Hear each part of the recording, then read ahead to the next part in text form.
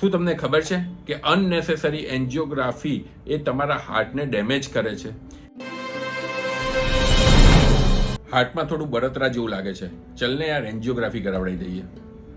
મારા કલીગ જે મારી જોડે કામ કરતો હતો એ અમને જેને હાર્ટ એટેક આવ્યો, નાની ઉંમરે હાર્ટ એટેક આવ્યો, ચલને યાર એન્જિયોગ્રાફી કરાવડાવી દઈએ. આટલા બધા રિલેટિવ્સમાં આપણે હાર્ટ એટેક આવે છે, ચલને યાર એન્જિયોગ્રાફી કરાવડાવી દઈએ. શું કરવા ખાલી ખોટું રિસ્ક લેવું? ચલને યાર એન્જિયોગ્રાફી કરાવી દઈએ. સાંભળતા જશો તમે અત્યારે લોકોમાં અત્યારે હાર્ટ એટેકના જેમ કિસ્સા વધ્યા છે એમ હાર્ટ એટેકનો દર બી વધી રહેલો છે. અને એ ડરના કારણે પોતાની જાતને સેફ રાખવા માટે બીજું કશું નહીં પણ ચલને યાર એન્જિયોગ્રાફી કરાવડાવી દઈએ એનો એક ટ્રેન્ડ ઉપડેલો છે. શું તમને ખબર છે કે અનનેસેસરી એન્જિયોગ્રાફી એ તમારા હાર્ટને ડેમેજ કરે છે?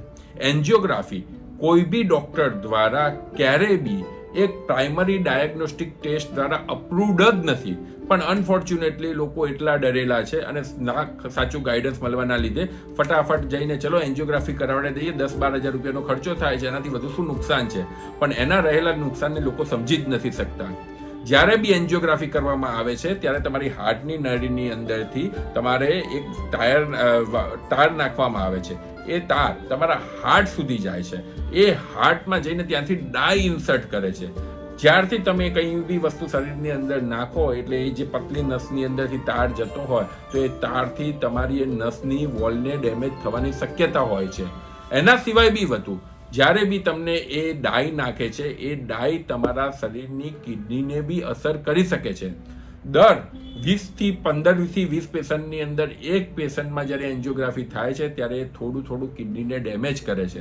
અને જેટલી વખત એન્જિયોગ્રાફી થાય એટલી વખતનું એ કિડનીનું ડેમેજ વધી જતું હોય છે. બટ અનફોર્ચ્યુનેટલી આ અવેરનેસ ના હોવાના કારણે લોકો વારંવાર એન્જિયોગ્રાફી કરાવે છે અને કોઈ એમને એ રીતનું ગાઈડન્સ આપવા વાળું નથી. એન્જિયોગ્રાફી અનનેસેસરી કરાવવી એ એક મેડિકલ ક્રાઇમ છે.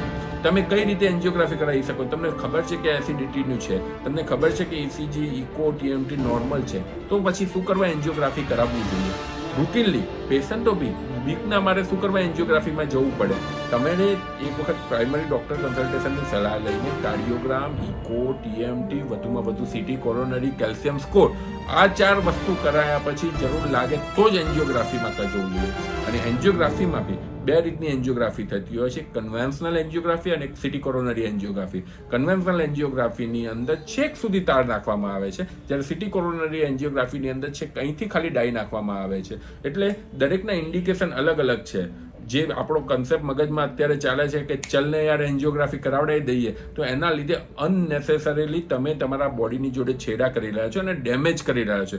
ઇન્સ્યોરન્સ કંપનીમાં મળી જાય છે, સસ્તું છે, મને કંઈ રિસ્ક નથી લેવું, એ બધા કારણોના કારણે ક્યારેય એન્જિયોગ્રાફી ના થઈ શકે. એ એન્જિયોગ્રાફી જે રીતે કોરોનામાં અનનેસેસરી દવાઓના લીધે તમારા શરીરને હજુ ડેમેજ કરી રહી છે, એ જ રીતે એ એન્જિયોગ્રાફી આજથી 2-5 વર્ષ પછી તમારા શરીરની અંદર હાર્ટ એટેક લાવી શકે છે. એટલા માટે જ પ્રોપર ડોક્ટર ગાઈડન્સ પછી જ જ્યારે બી કોઈ બી ઇન્વેઝિવ પ્રોસિજર હોય તો ગાઈડન્સ પછી જ કરાવવું જોઈએ. ક્યાંય બી ડાઉટ લાગતું હોય તો તમે સેકન્ડ ઓપિનિયન લઈ શકો છો. બટ અનફોર્ચ્યુનેટલી લોકોમાં એક બીકના લીધે ઇવન ડોક્ટરના પ્રિસ્ક્રિપ્શન વગર લોકો એન્જિયોગ્રાફી કરાવડાવી દે છે. ચાલો કંઈ રિસ્ક નથી લેવું, એન્જિયોગ્રાફી કરાવી દે છે, તો એ સદંતર ખોટું છે. માટે જ કંઈ બી પ્રોસિજર કરતા પહેલા પ્રોપર ડોક્ટર ગાઈડન્સ લો અને પછી આગળની સ્ટેપ લો. Thank you.